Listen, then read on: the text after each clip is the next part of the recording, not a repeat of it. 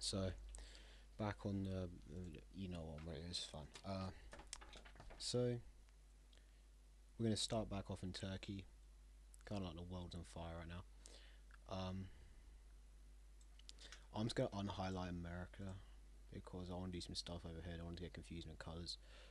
Their puppets still in the war, so you can see that's them fighting. Ooh.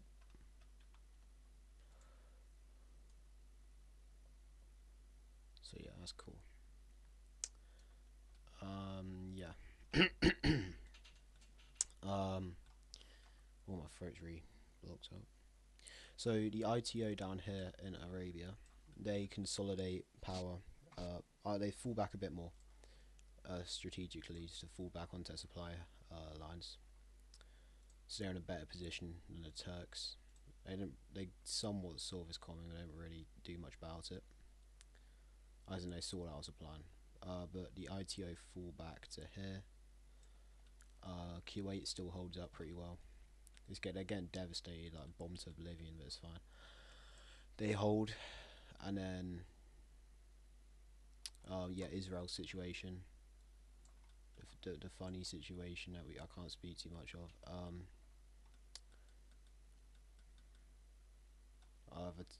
Now the ITO mobilised millions across like 30, 10 or so different nations here. About 15 nations sent supporting, and they start pushing back massively.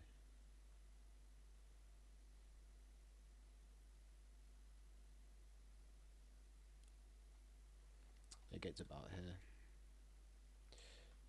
but that's about as much as they can do right now.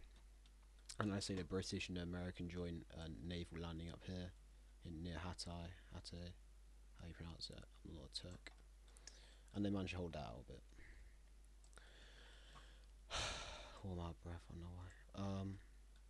Okay, and then over here, it's happening at the same time, but obviously you get we see a massive offensive into Persia, which goes very well, and it's opened up a new front with Kuwait here. But they hold it off a bit because they're all condensed there anyways, so it's like hard for them to not really fight back. So they're only in a position, and this is horrible for me. I can't really tell the difference between these in my lighting. I don't know if you can. Oh well. Okay, but that's the Persian offensive pretty much done. Let's say do one last spearhead up to the Afghanistani border and cut these off down here, force them to surrender. Many Iranian troops is fine. And then push up, but then the Soviets consolidate this line here because it's more connected to their supplies, so they can hold it longer. And then over here in Greece, man, I'm tired. They do a bit more of a push, rather a push back, rather. I might say that twice. They liberate this bit Bulgaria, and in the end, the supply lines favoured the Warsaw Pact, and they push over Erdine over to Istanbul, which holds still. Unfortunately for the Greeks, nationalists out there, or let's be honest, everyone, man, everyone over here wants Constantinople. They just don't want to admit. Anyways, in the midst of this chaos, which is such a bait thing to say, I think I said like 30 times. But in the midst of this chaos, we have Brazil down here taking advantage. Um, funded, gosh, it's so tired. Funded by the Russians because they're more Russian aligned than Chinese aligned. Them and their faction declare war first on Peru. Is that all there? Oh yeah, up here. Declare war on Peru. Diplomatic pressure put on Mexico by the other Mexico not to join, so they don't. Else America would start noticing the shenanigans. But as for right now, the world don't really care about it. It's obviously, oh, I don't know. Russia's, please don't mess that up. Cool. Russia's obviously funding it. China don't really get involved in other communist business. It's a bit of a waste of money. And the West, I'm gonna be so and say they say stop that, but what are they gonna do? They're fighting the biggest war in 20 years. So in terms of fighting in Peru, it's not the most pleasant of experiences. Um, they're pretty much safe on all fronts geographically. Fattest jungle ever, and then mountainous, and then they're not really gonna do much up here because how are they gonna get A, people around, and B, supply around. So they're pretty much safe for now. While progress is still slow, they do make quite a lot of it. Lots of Brazilian troops are staged here, obviously, but they do catch them off guard there, and pretty much push it up through, almost finishing them off. And Brazil weren't particularly prepared for this, but they see a window. Effectively, Colombia's kind of falling apart because of crime things I can't speak about, but something to do with drugs, I'll say that for sure. And then their government kind of got collapsed by these gangs who are putting so much pressure on them that their whole army's bogged down trying to deal with it, the military police. So, the Brazilian government staged an idea to push around Colombia through to help out in Ecuador, and then push back here with another fence in the south of Peru. They can't manage those two fronts, and send some specialists like pioneers in through central Peru, and they can't hold all that off. And maybe a landing in Lima or near Lima can capture that, and that'll be very bad for them. And while they're at it, since there are war so many people, they tried to do a denazification of Venezuela, who seized Curacao. Oh, wrong colour. And then Peru makes a faction with these guys. Well, they make a faction with Venezuela, Colombia. No, let's just say they join for the sake of things. Called. It doesn't matter, so I'm gonna die in a minute, anyways. And then Argentina lends support to them, but not officially, because they'll bring a hold of ITO, and they don't want to die because the ITO wouldn't join because they're kind of doing their own thing. And it's also below thingy, so. And yeah, you get that point. Obviously. Big war below equator. No one cares. That's the end of why no one's joining. Anyways, so yeah, the initial thrust through Colombia goes relatively well. They kind of do a little spearhead maneuver here, capture most of the Venezuelan forces at the border, and do another little funny maneuver here. They flee into American Guyana, where they're given, what's the word? Asylum. Yep. It starts getting slower because they're fighting like the worst terrain in the earth, apart from like Siberia or like the Gobi Desert or something, or the Saharan. So they make it to about there. At this point, the operation down here has begun, or down here, up here. It started with the pioneers going into central Peru. Specialised the terrain, so they do pretty well. And then through Bolivia, a couple 100,000 Brazilian forces sweep through the south. Before this collapses, a few people set off from here, land on Lima. They manage to hold it long enough for the spearhead to finally arrive, and the liberation of Ecuador begins, and it puts enough pressure on them to split there and flee up here. Colombia chased back up to Panama, and eventually their government topples and they capitulate.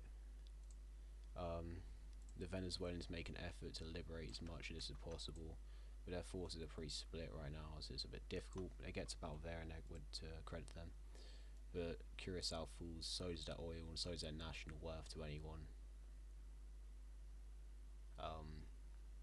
So not necessarily, they kind of stop sending support. And then us, once it stops lagging, I hate this computer. I don't know why. It's paint on that, man. I also have one guy, he's commenting. I respond to all your comments, man. I don't know why I don't see that. Anyways, bang. And then that's the end of them guys. Big sad news for them.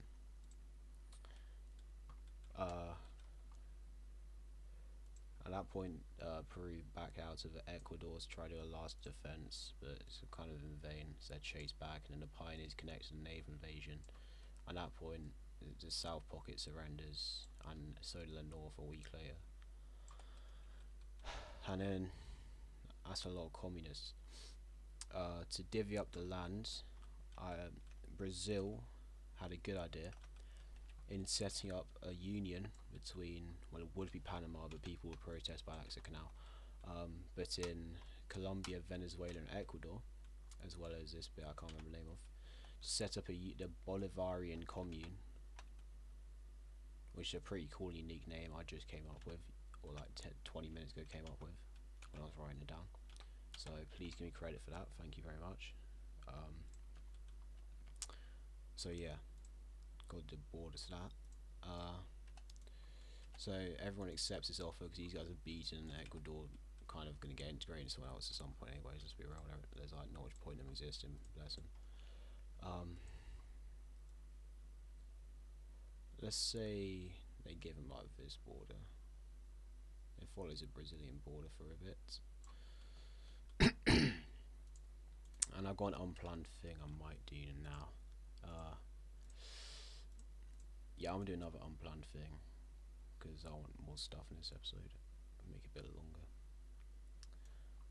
What do you know? I got a lot to get through, but it's gonna take like 10 seconds at a time. Yep. So we've got a Bolivarian commune up here. So that's pretty cool. If you live up here, you got some geopolitical presence now, instead of just being places for the cartel to run through. And now Brazilian support, the cartel might actually just disappear up here, who knows, or be integrated, like that one part of North Savannah you can do with Brazil. And then Peru just set up a new government, nothing really special happened to them. So yeah. And now this is the impromptu thing that I'm gonna do out of nowhere. Well, these borders are looking a bit cool now. Anyways, the thing I'm gonna do now is Chile, Argentina do a very undemocratic thing. Since Paraguay may or may not have some communist leanings, may or may not, because literally no one knows. They might be making it up. I don't even know. I'm just saying that. They ask America to greenlight an invasion, or their invasion of Paraguay. Let's do another stupid border thing again. That's really cool. I know you just say yes, just if you want. I'm not gonna help you though, because I'll send some guns. I'm not gonna send volunteers though. And Paraguay, Argentina take one look at Paraguay here, realizing me how to invade. They don't have much of a choice. They just go in. But America sends some air volunteers, which helps break the horrible terrain. And the communist loyalists that may or may not have been there flee to neighbouring countries. Progress is very slow, but with help of the air volunteers, they do break the river line down here. And several paratrooper missions are set out to capture major supply lines. Some of these do branch out because there's not much in terms of garrison force here. And then this pretty messes up everything for everyone. The river line's breached entirely. And they split some forces up down here. And then the whole country surrenders because they can't do much else. And they're just directly annexed into the Brazil, Chile, Argentina. There we go. So there's some tensions there, but what just happened before was nothing compared to it, so no one really bats an eye. The Soviets have the hypocrisy to question American imperialism in their region, even though they just funded like all of that. But yeah, so Paraguay don't get any representation in the name. No, it's called the Chilean Argentinian Republic, so that's a bit south of them. Okay. Colombia, Ecuador, fourth.